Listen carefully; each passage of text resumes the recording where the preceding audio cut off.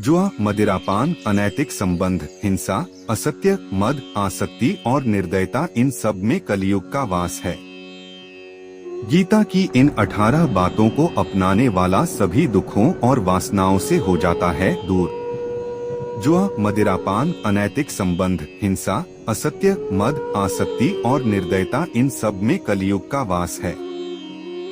भगवद गीता में भगवान श्री कृष्ण ने न केवल ज्ञान की बातें बताई हैं, बल्कि जीवन जीने की कलाओं के बारे में भी बताया है।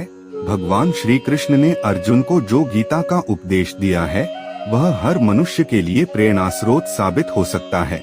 गीता में भगवान श्री कृष्ण अर्जुन को उपदेश देते हैं कि जो भी मनुष्य भगवद गीता की 18 बातों को अपनाकर अपने जीवन में उतारता है, वह सभी दुखों से, वासनाओं से, क्रोध से, ईर्ष्या से, लोभ से, मोह से, लालच आदि के बंधनों से मुक्त हो जाता है। आगे जानते हैं भगवद गीता की 18 ज्ञान की बातें। आनंद मनुष्य के भीतर ही निवास करता है, परंतु मनुष्य उसे स्त्री में, घर में और बाहरी सुखों में खोज रहा है। श्री कृष्ण कहते हैं कि भगवान की उपासना केवल शरीर से ही नहीं बल्कि मन से करनी चाहिए। भगवान का वंदन उन्हें प्रेम बंधन में बांधता है। मनुष्य की वासना ही उसके पुनर्जन्म का कारण होती है। इंद्रियों के अधीन होने से मनुष्य के जीवन में विकार और परेशानियां आती हैं। संयम यानी धैर्य, सदाचार, स्नेह और सेवा जैसे गुण सत्संग के बिना नहीं आते हैं।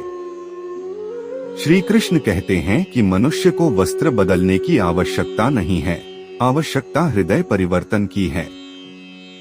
जवानी में जिसने ज्यादा पाप किए हैं, उसे बुढ़ापे में नींद नहीं आती।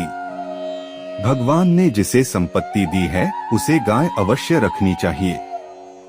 जुआ, मदिरापान, अनैतिक संबंध, हिंसा, असत्य, मद, आसक्ति और निर्दयता, इन सब में कलयुग का वास है।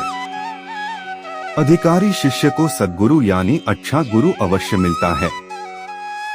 श्री कृष्ण कहते हैं कि मनुष्य को अपने मन को बार बार समझाना चाहिए कि ईश्वर के सिवाय उसका कोई नहीं है, साथ ही वह किसी का नहीं है। भोग में क्षणिक यानी क्षण भर के लिए सुख है, साथ ही इनके त्याग में स्थायी आनंद है। श्री कृष्ण कहते हैं कि सत्संग ईश्वर की कृपा से मिलता है, परंतु कुसंगति में पड़ना मनुष्य के अपने ही हाथों में है। लोभ और ममता, किसी से अधिक लगाव, पाप के माता पिता हैं, साथ ही लोभ पाप का बाप है।